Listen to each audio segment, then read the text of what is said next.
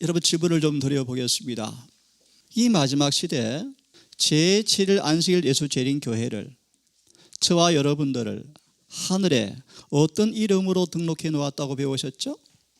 무너진 데를 수고하는 사람들, 다른 말로 성벽의 건축가. 김수국 장로님 무슨 뜻입니까? 조금 더 힌트를 드리고 질문을 드리겠습니다.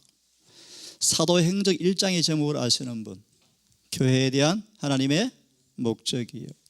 마지막 챕터 58장 제목을 아시는 분, 승리한 교회예요. 승리한 교회. 주님이 교회를 세우신 목적이 어디에 잘 나오죠? 마지막 마무리되는 모습이 마지막 챕터예요. 거기를 보시면 잘 나와 있어요. 미리 답을 드리고 다시 질문을 드립니다. 마지막 우리를 부르신 사명이 뭔가 잘 들어보세요. 성전 건축에 미완성된 마무리 건축가로 부르셨대요. 다시요. 이 제7일 안식일 예수 재림교회, 이 이름 속에 우리의 기별과 사명이 포함되어 있죠. 아담부터 하나님은 한 교회를 지어왔는데, 몇 교회예요? 하나의 교회를 지어왔는데, 터가 뭐죠? 예수 그리스도라는 터 위에 한 교회를 세워왔어요. 질문 드립니다. 그 터의 의미가 무엇입니까, 여러분? 잘 들으십시오, 여러분. 죄 사함 받은 사람과 거듭나지 않은 사람들은 절대로 건축가가 될 수 없어요, 여러분. 절대로 불가능해요. 예수 그리스도 뜻이 뭔가? 우리를 죄에서 구원하시고 죄를 짓지 않게 하는 분 뜻입니다. 다시요. 예수 그리스도가 무슨 뜻이라고요? 우리를 죄로부터 구원하시고 죄를 짓지 않도록, 더 구체적으로 말하면 성령으로 침례주는 분 뜻이에요. 성경을 펴지 않겠습니다. 이게 정확하게 성경에 나와 있습니다. 이 터 위에 뭐가 세워져요? 그래서 이렇게 말씀하십니다. 따라하세요.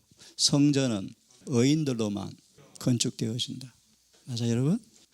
여러분, 초림의 목적과 재림의 목적이 무엇입니까? 초림의 이유가 무엇이고 재림의 이유가 무엇입니까? 라고 물었습니다.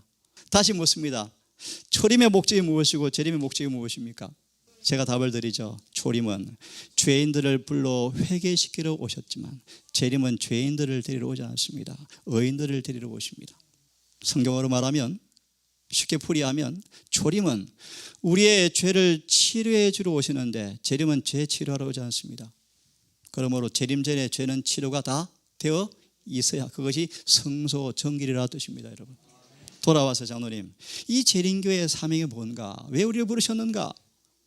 이미 답을 드렸는데 그걸 좀 체험적인 차원에서 말씀을 줄 수 있을까요? 성벽 건축가로 부르셨다. 무너진 데를 수고한 자로 부르셨다. 영적으로 좀 답을 줄 수 있겠습니까? 잘 들으세요. 잘 들으세요. 우리가 예수를 믿노라 하면서 잘 들으십시오. 여전히 죄를 범하고 있고 하나님의 계명을 지키고 있지 못한다는 사실은 무슨 뜻입니까? 간단히 말하면 사단의 말이 맞서 뜻이요. 그런 면에서 여전히 계명을 보관하는 자라는 재림교회가 계명을 지키지 못함으로 여전히 교회 성벽 건축은 무너져 있고 퇴보되어 있고 교회는 회파되어 있어요. 이런 상황에 사단이 뭐라고 참소하는가? 하나님 웃기고 계시네요. 하나님이 계명을 보관한 자로 재림교회를 세웠다고요? 볼래요? 안식일을 지키노라 공언하는 사람들을 바라보실래요? 세속적이고 서로 다투기 좋아하고 세상을 사랑하고 이기적이고 육적인데 계명을 지킨다고요? 웃기고 계시네요? 라고 참소해요. 참소. 영적으로 이것이 무너져 있다라는 뜻이에요. 결론 드리겠습니다. 시간이 없으니까요. 여러분 속에 예수 믿음을 통하여, 잘 들으세요, 더 구체적으로 성령 충만을 통하여 여러분 삶 속에 예수님이 재현되어지는 그 삶을 주님께서 보기를 원해요. 구체적으로 모든 죄를 승리하고 우리 삶 속에, 여러분 속에 내재하신 예수를 통하여 계명을 지키는 한 백성이 진짜 만들어지기를 원해요. 더 구체적으로 여러분의 무너진 성전이 금과 은과 보석으로만 흠도 점도 없이 지어져서 마귀가 손도 못 대는 주의 전으로 완전히 마무리되기를 정말 원해요. 이 사명으로 이 교회를 부르시고 모든 재료를 다 주셨어요. 자, 그럼 오늘 3가를 공부할 텐데 하나 더 소개해 드리겠습니다. 여러분 메모할 분들은 메모하시면 너무 좋아요. 에스라 8장 9장, 느헤미야 8장 9장, 다니엘서 9장, 여러분 따라해 보세요. 에스라, 느헤미야, 다니엘. 9장은요 마지막 때 늦은 비를 앞둔 재림교회에 일어날 부흥을 의미해요. 오늘 집사님 간증처럼 진정한 회개의 경험이요. 다음 기회에 이제 보기로 하겠습니다. 그런 면에서 보세요. 다니엘은 재림교회에서 누가 늦은 비를 받을 것인가에 대한 샘플인데, 깨어있는 애국자 다니엘의 기도 응답으로 주님께서, 잘 아세요, 다니엘의 기도 응답. 다니엘 어떤 기도였습니까? 무너진 성전을 바라보면서 3주를 금식 기도해요. 다니엘이 무너진 성소를 바라보면서 동족의 죄를 고백하고 자신의 죄를 고백하면서 3주를 금식 기도해요. 그 금식 기도 응답으로 이루어지는 책들이요 에스라, 느헤미야, 학개서가라요. 이걸 총체해서 말하면 성전 재건 사업이요. 이것이 마지막 교회 이루어질 사업을 보여주는 실물 교훈이요. 자, 그러면 이제 차차 공부하면서 구체적인 부분 공부하기로 하고, 오늘은 하나님의 부르심이라는 제목으로 에스라, 느헤미야 또 여러 부분들을 함께 공부를 좀 해보겠습니다. 자, 삼가를 펴시고 기억절을 같이 읽겠습니까? 시작.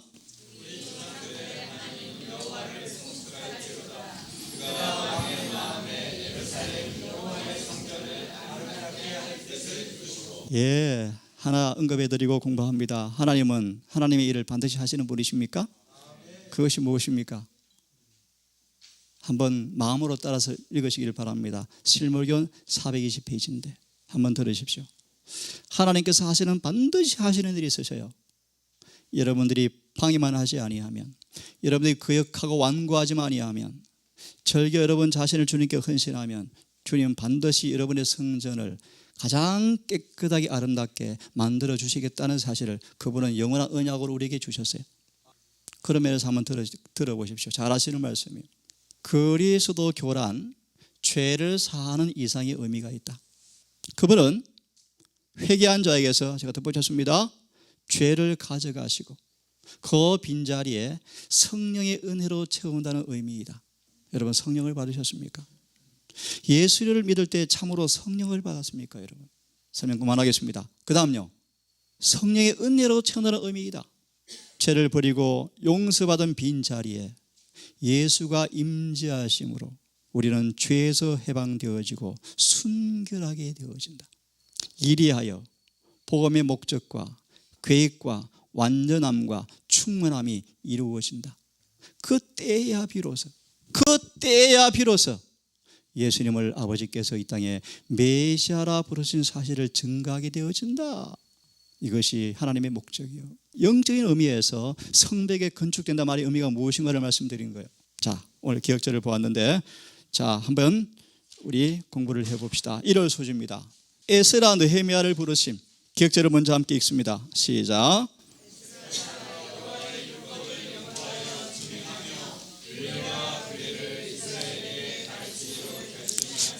저는 1월 소지를 이렇게 그냥 공부하겠습니다. 교과는 놔두고요.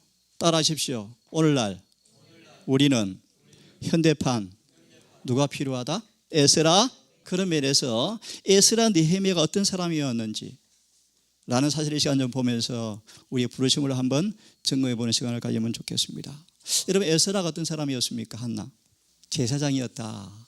예, 고맙습니다. 제사장은 어떤 일을 하는 사람이었습니까? 제사장의 가장 큰 직무가 무엇일까, 여러분?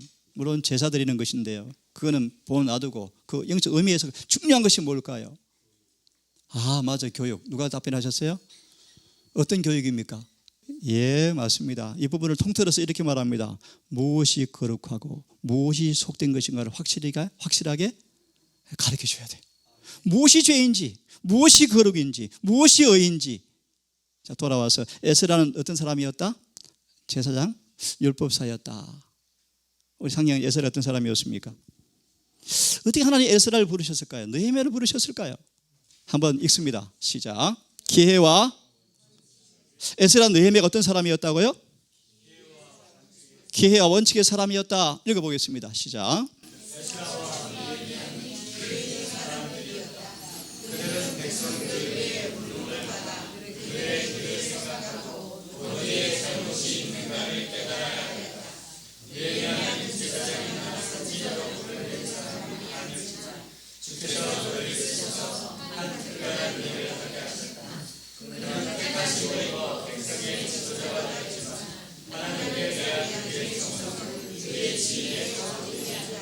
느헤미야가 어떤 사람이었습니까?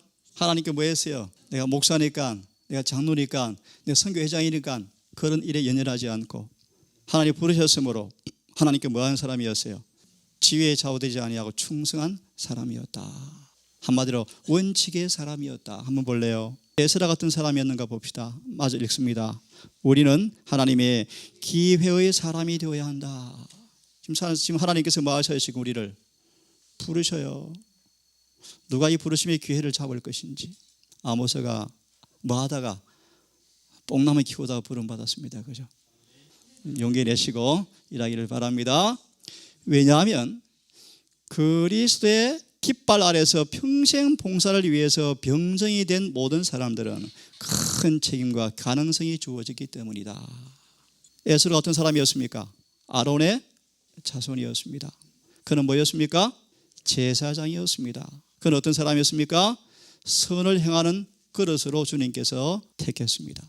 어떤 사람이었을까요? 거룩하고 경건한 열정을 가진 사람이었대요. 손정 집사님, 거룩하다 뜻이 뭐라고요? 거룩하다. 따라하십시오.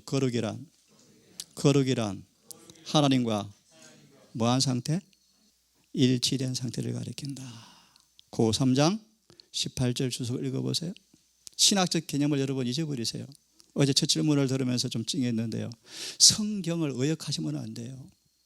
성경은 문자 그대로 믿으셔야 돼요. 오늘 제가 설교할 거예요. 설교는 사람의 생각을 섞으면 안 돼요. 오직 말씀으로 자세하게 풀어서 설명해 주어야 돼요. 인간의 견해와 자신의 불완전한 생각으로 먹칠하면 안 돼요. 덧칠하면 안 돼요. 자, 에스라는 어떤 사람이었습니까? 거룩하고 경건한 열정을 가진 사람이었다. 여러분, 경건이 무슨 뜻이에요? 우리 영어 따라하십시오. 참된 경건이란 죄악과의 타협이 끝나면서부터 시작되어진다. 산상보훈의 말씀이에요. 에스라는 거룩하고 경건한 사람이었어요. 또요, 학문이 깊고 모세 율법에 정통한 서기관이었어요. 이런 자격으로 인해서 하나님이 그를 뭐 하셨습니까? 부르셨어요. 성경을 알아야 돼요. 거룩해져야 돼요. 에스라는 이런 사람이었습니다. 읽어보시겠습니까? 시작. 에스라는 시작.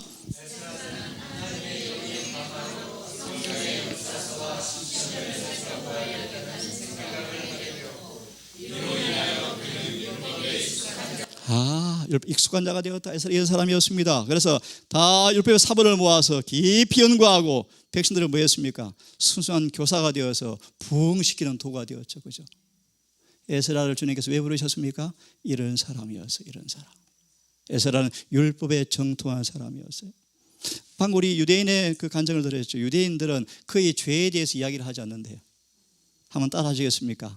죄는 과학이 되었고 죽음은 신비로 남아있고 부도덕은 종교 한 부분으로 성별되었다. 그래서 메시아를 거절했어요. 어디 나라 말씀인지 아시는 분? 소망 3장에 나오죠. 그죠? 에스라 이런 사람이었습니다. 다 읽을 시간이 없어요. 에스라 어떤 사람이었습니까? 지식을 터득하고 실천한 모본의 사람이었다. 누가요? 에스라가요. 또 에스라는 제목만 있습니다. 시작. 예, 즐거운 마음으로 위험을 감수한 에스라였습니다. 한번 보실래요? 에스라와 동무들은요, 하나님의 대적들의 도움이나 우정을 얻기 위해서 세상과 관계를 맺지 않았다. 숫자가 적든 많든 성공은 오직 어디에 달려있다는 사실을 알았습니까? 하나님에게서 온다는 사실을 깨닫고 온 마음으로 모든 위험에 무릅쓰고라도 그는 뭐였습니까? 하나님께 원칙에 충성을 다한 사람이었어요. 여러분 이 말씀 같이 읽으십시다.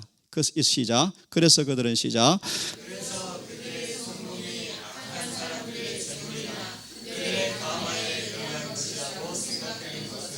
맞아 읽습니다. 빨리요. 에스라는 위험을 무릅쓰고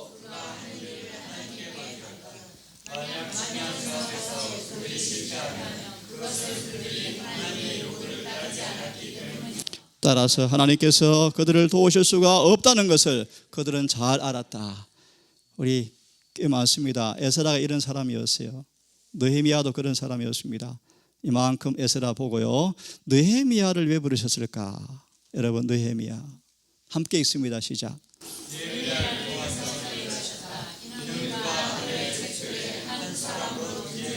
느헤미야가 하늘에 이렇게 기록되어 있어요. 여러분, 우리는 여러분들 어떻게 무슨 의미로 기록되었을까요? 조금 찔리는 말씀 드립니다.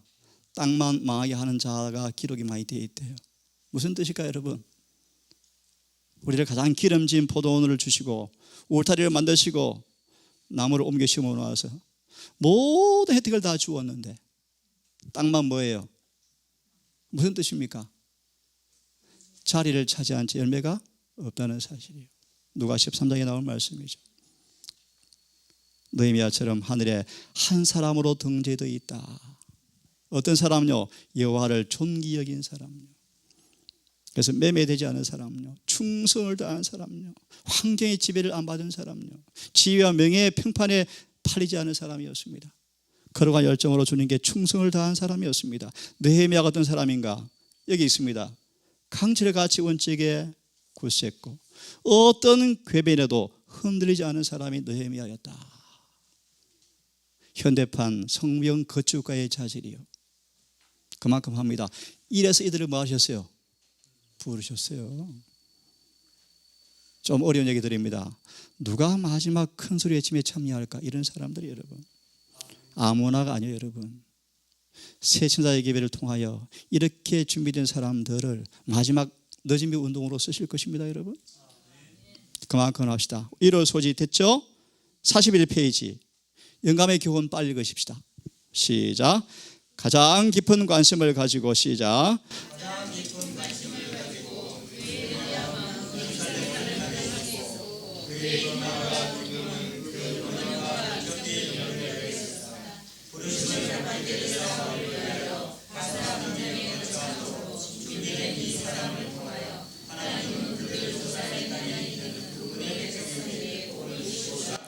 참 멋진 모습. 준비된 이 사람을 통하여 복의 통로로 삼으셨다. 한나가 그랬더라. 얼마나 멋져, 그지? 한나를 통해서 동산 많은 청년들이 복을 받더라. 그렇게 되기를 바라요. 우리 미정자매, 우리 한나, 미경이 다 몸도 튼튼 마음도 튼튼. 그래서 하나님 부르실 때 예, 여기 있습니다. 멋진 청년들이 되었으면 좋겠습니다. 우리 소재를 펴세요. 예언적 시기입니다. 예언적 시기. 예언적 시기인데요. 자, 한번 기억절 읽어보겠습니까? 시작.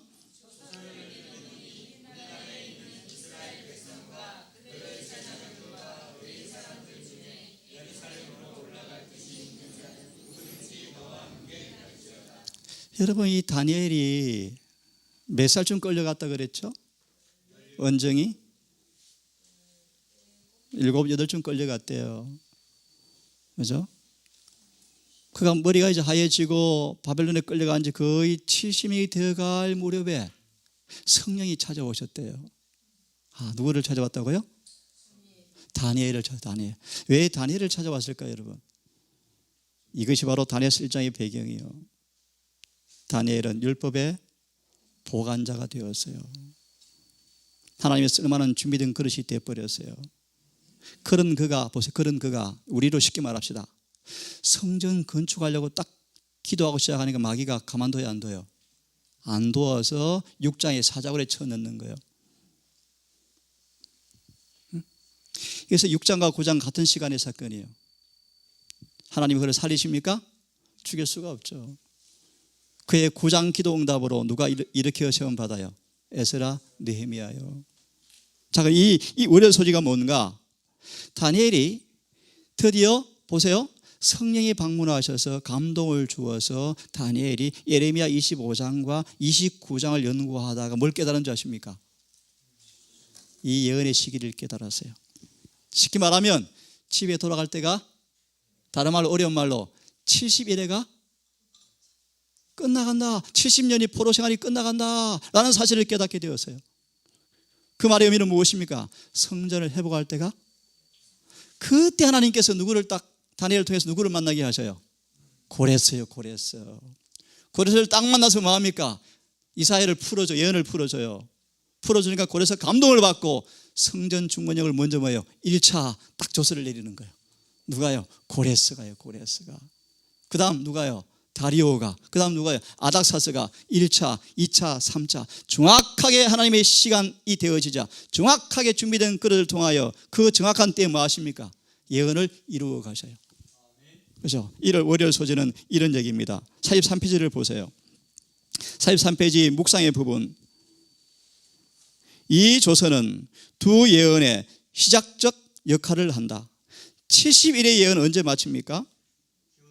34년. 지금 이게 예언의 기간이 뭐냐 하면 포로 70년의 마침과 다니엘 9장에 말씀하는 71의 시간을 지금 말하고 있는 거예요. 말하고 있으면서 돌아와서 이 부분 좀 읽고 넘어갑시다. 42페이지를 펴보세요. 42페이지에 중간에 이런 제목이 있습니다. 이런 문장이 있습니다. 에스라는 몇 년에 있습니까? 한번 읽어보시겠습니까? 시작. 에스라는 몇 년의 사형으로 부름을 받았는가? 때는 아닥사스 왕이 조서를 반포했던 때였다. 그 해는 얼마나 중요한가? 그 해가 언제였죠? 밑에 읽어보시면 조서를 반포한 때가 언제였죠? 제일 밑에 읽으시겠습니까? 에스라 7장 26절 시작. 에스라 7장 7절로 26절에 언급되어 있듯이 우리는 71의 예언이 아닥사스다 1세 제7년 기원전 몇 년? 457년. 이 기사를 정확하게 뭐합니까? 딱 때가 되어지자 하나님이 아닥사스를 통하여 조서를 내림으로 예언이 그대로 정확한 시기에 이루어졌죠. 그죠? 그때 하나님이 바로 이 에스라 느헤미야를 통하여서 일을 하신 것입니다. 43페이지 이렇게 마무리합니다. 3차 귀환령을 내린 아닥사스 같이 읽겠습니다. 시작.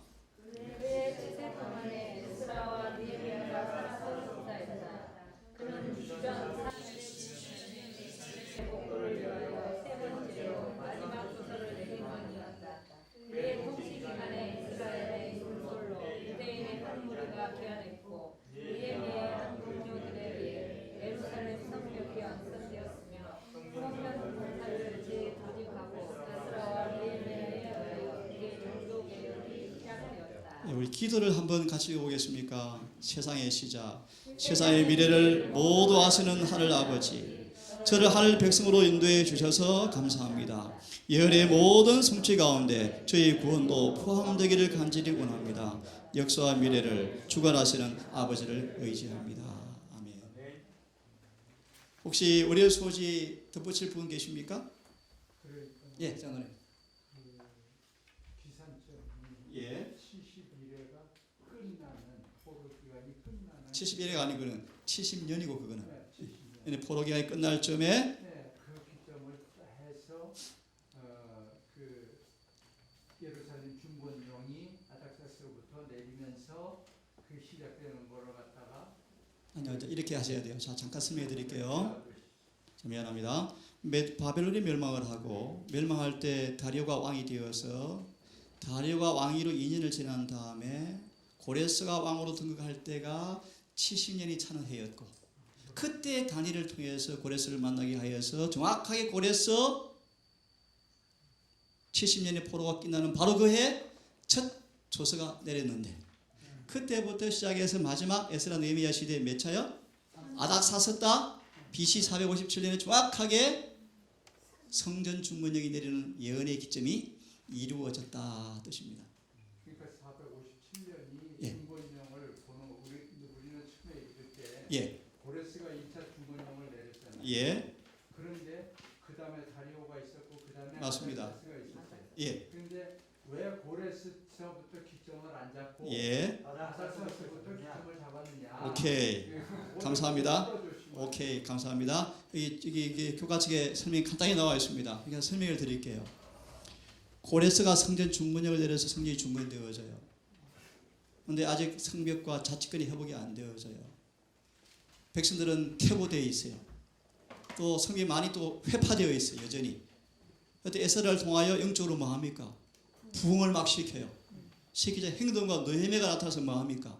성벽 재건을 완전히 마무리하자 자치권이 완전히 회복이 되어지면서 예리신의 말씀 보시면 고레스가 내린 조서와 다리오가 내린 조서와 마지막 아닥사스 내린 조서가 이 모든 세 조서가 완전히 마무리되어지는 최후 중건령을 BC 457년으로 삼고 있다 그런 뜻입니다.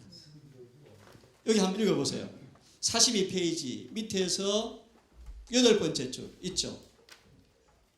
찾았습니까? 한번 읽습니다. 시작. 유대 백성의 시작. 유대 백성의 회복과 관련하여 안포된 조서는 총 3개가 있었다. 고레스, 다리오, 그리고 아닥사스다가 모두 그들을 복권시키라고 명령했다. 그러나 아닥사스는 조만이 예루살렘 성에 대한 힘을 포함하고 있으며 이 조사만 하나님의 계획에 대한 소극이었다. 그래서 우리 성경을 원문을 보시면요. 고레스, 다리오, 아닥사스가 내린 칙령이라는 단어를 보시면 단수로 되어 있어요. 장면에. 좀 어려운 얘기인데 이런 부분들은. 다시 말하면 고레스 내린 조서와 다리오 내린 조서와 아닥사스 조서가 총 몇 개예요? 3개인데 성경은 뭐로 표현한다고요? 단수로 표현해요. 단수로. 단수로. 예.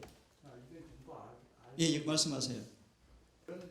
에스더서는 그런 의미보다는 집에 가라고 그랬는데 안 간 사람들이 있었죠. 안 간 사람들이 당한 어려움을 사실 묘사한 책입니다. 그죠? 예. 맞습니다. 그렇게 보시면 돼요. 자, 예.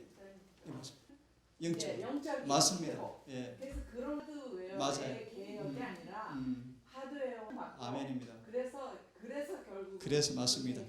예, 화요일 소재 제가 말씀을 드리려고 그랬는데 미리 감사합니다. 하드웨어란 말하면은 금으로 완성되었는데 마음이 무너져 있더라.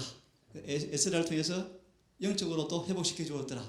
이 모든 것들이 마지막 느헤미야 때 3차 중건역 때 이루어진 모습으로 설명하셨는데 예 맞습니다. 그래서 외적으로 아까 말씀드린 것처럼 성전은 재건되었지만 성벽은 다 무너져 있고 백성들은 여전히 마음은 콩밭에 가 있어요. 다 무너져 있어요. 학기 1장을 보시면 성전 무너진 건 놔두고 뭐하고 살아가요? 돈 버는 거 바쁘죠. 이런 모습에 에스라가 뭐해요? 마음으로 부흥을 시켜요. 이게 부흥을 시키려면 뭐 어떤 용기가 생겨요.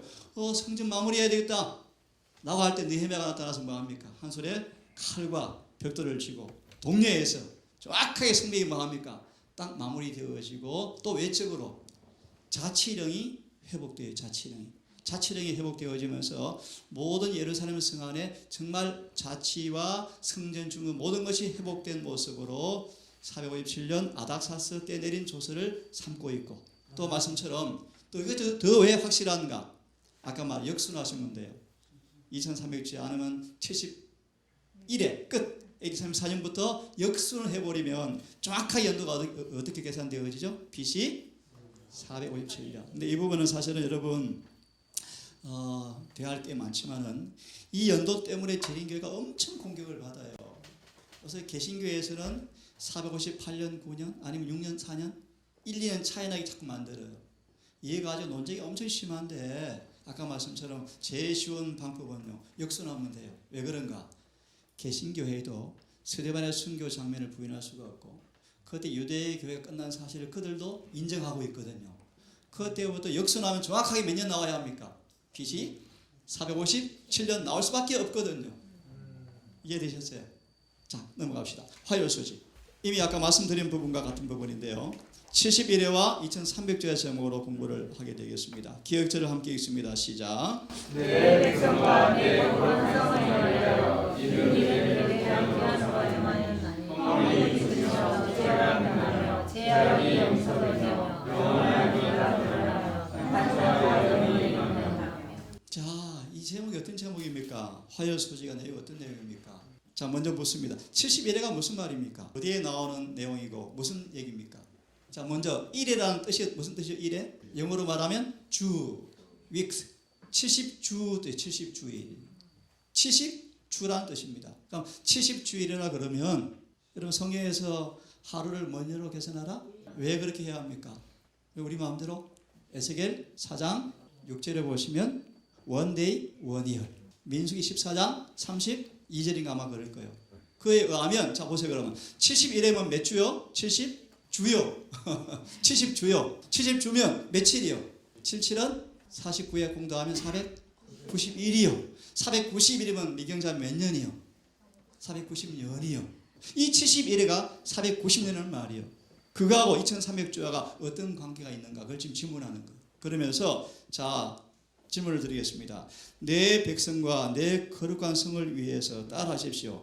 7일회를 기한으로 정하였나니 우리 지장로님 정하였다 뜻이 무슨 뜻일까요? 칼로 잘라 냈다 뜻이요. 히브리어로. 그럼 71일을 정했단 말이 오면은 어떤 긴 시간에서 뭐 했다는 것입니까? 칼로 떼어냈다는 뜻입니다. 이거하고 뭐가 관계 있다는 거예요? 2300자는 말이에요. 그러면 이 다니엘서 이 본문 자체에서 다 공부할 시간이었고요. 71이라는 시간표를 떼내왔다는 말은 어떤 긴 기간이 있다는 것입니까? 있다는 것이다라고 쭉 염두하면서 이 저자 이 성경과 예언신에서는 뭐와 관계시키고 있죠? 2300주. 그럼 다시 말해 2300주라는 긴 줄자에서 먼저 뭐 했다는 거예요? 71회를 칼로 딱 잘랐다. 왜 잘랐습니까? 내 백성을 위해서 누굽니까? 이스라엘을 위해서 주어진 은혜의 시간이라는 사실을 우리 염두할 수가 있습니다. 이 조금 뭐 적절하진 않지만 예를 하나 들면요. 마태 19장으로 기억되어지는데 예수님 하나가 나한테 잘못하면 몇 번 용서해 줄까요? 그래 그렇지 않나요? 몇 번? 베드로 엄청 크게 부풀렸어요. 원래 3번 용서하면 잘한 것으로 알고 있대요. 유대인들은. 근데 몇 번요? 7번. 예수께서 뭐라고 그러셨어요? 7번씩 7번이라는 이 말씀 속에서 암시되어 있어요. 490번 용서해 주라. 자, 그러면 여러분 조금 전에 기산점을 이미 월요 소재에 보았습니다. BC 457년부터 몇 일에? 71에 하면 몇 년 나와요? 빨리 계산해 보세요. AD 34년이 정확하게 나와요. 이 예언이 어디 나옵니까? 다니엘서 9장 24절부터 나와 있어요. 스데반의 순교 이게 나와 있지 않지만 바로 그 앞에 3년 반 전에 뭐가 예언되어 있습니까? 아니죠. 십자가예요. 십자가. 그럼 십자가 앞에서 3년 반은 또 뭐가 예언되어 있습니까? 예수님 침례. 다시 말하면 다니엘서를 70일의 마지막 일주일을 공부해 보면 뭐가 나옵니까? 예수님의 침례받는 시간표와 죽는 시간표가 나옵니까? 안 나와요. 이 기산점이 71회와 2300절 기산점이 어디에 시작된다? BC 457일이 시작된다 라는 사실을 화요일 소재를 말씀하고 있고 그 도표가 말하고 있어요. 이해됐죠? AD 34년이 무슨 해였습니까? 스님 집사님 스데반이 돌로 맞아 죽죠. 그때 어떤 사건이 있습니까? 무슨 일이 생겼습니까? 70일회가 끝나고 드디어 사도 바울을 불러서 드디어 어디에서 복음을 선포해요? 이방에게 복음을 선포하면서 예언이 이루어지기 시작해요. 됐죠? 화요일 소진 이만큼 2300주간 여러분 잘 아시죠? 다음엔 AD 34년부터 우리 71회가 마쳤고 기산점이 457년이면 2300주 야면 여러분 주 야면 며칠이요? 주 야면 며칠이요? 2301이죠. 주 야니까 하루니까 2301이죠. 2301이면 몇 년이요? 2300년이죠. BC 457년부터 2300년을 계산하면 몇 년 나올까? 뭐 눈 굴릴 필요가 없어. 이 답이 나와 있어. 몇 년이요? 1844년이 나와요. 달과 일까지 나와 있죠. 그죠? 매달 며칠? 왜 10월 22일이요? 레기 23장에 보면은 그 달 7월 11일 무슨 날이니? 속죄일이니. 이걸 현대적으로 계산해 보니까 언제 나와요? 10월 22일 나와요. 이걸 처음 잘못 계산해 가지고 재림운동 때 어떤 사건이 있었죠? 7월 운동이 발전되어서 7월 달. 실제 7월 10일로 계산해서 재림을 선포하다가 안 오잖아요. 보니까 현대 달력으로 계산해 보니까 언제더라? 10월 22일이더라 라고 다시 일어나서 밤청 소리가 외쳐진 거예요. 됐죠? 그만큼 합시다. 자, 수요일 소식 시간 다 됐는데 얼른 마무리합니다. 하나님의 선택 이 뭐 쉬운 내용입니다. 기억절을 같이 읽겠습니다. 시작.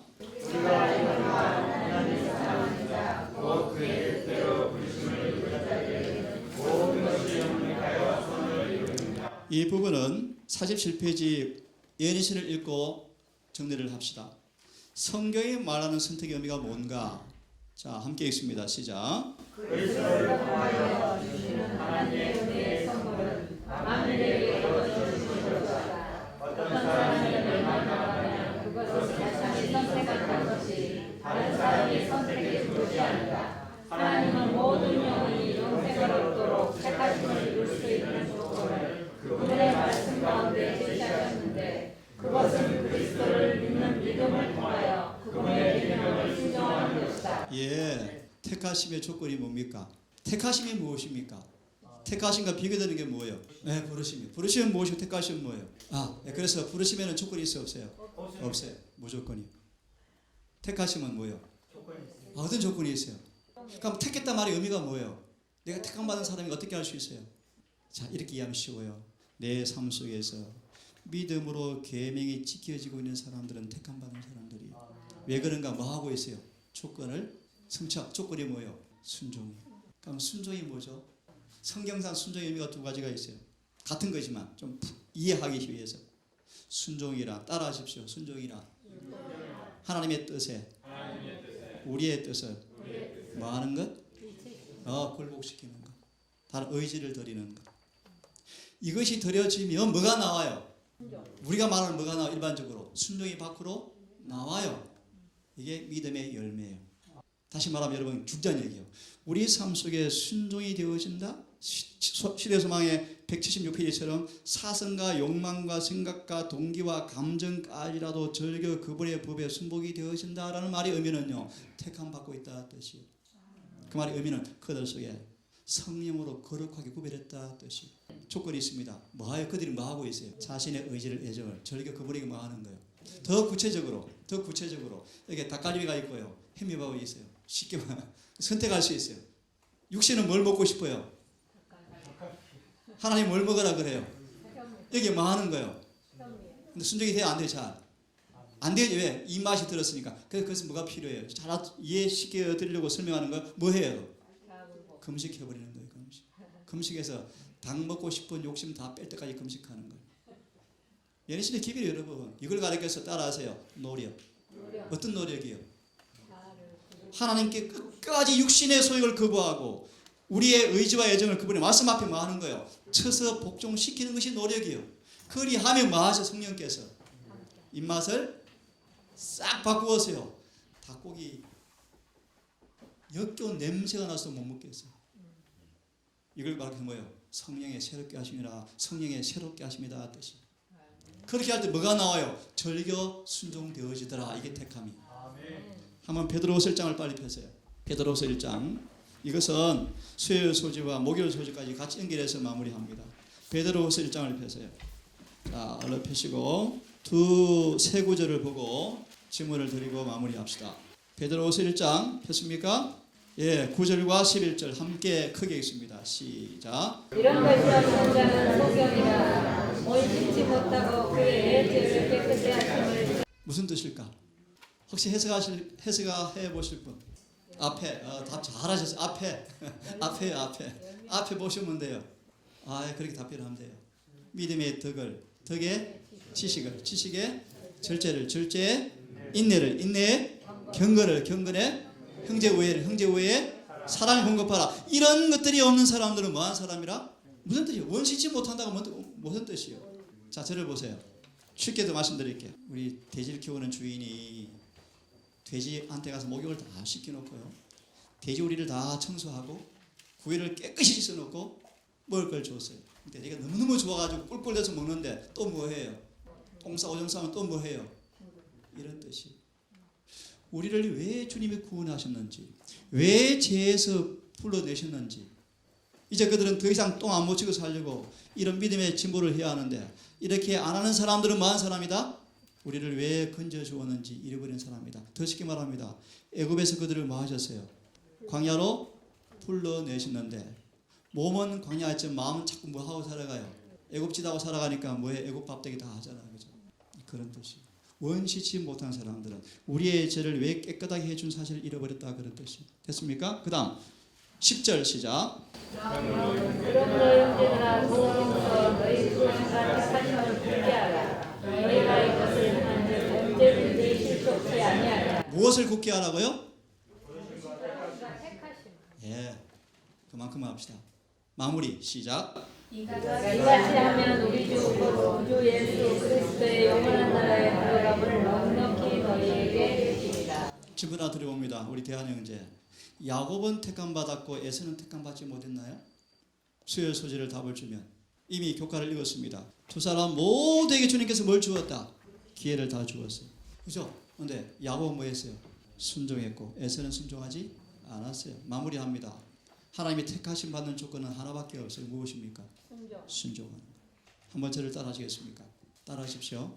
하나님의 은혜와 그들 자신의 꾸준한 노력으로 말미암아 악과의 투쟁에서 승리자가 되어야 한다. 이런 자들에게 뭐가 주어집니까? 인침과 늦은 비유, 노력, 선택의 조건이에요.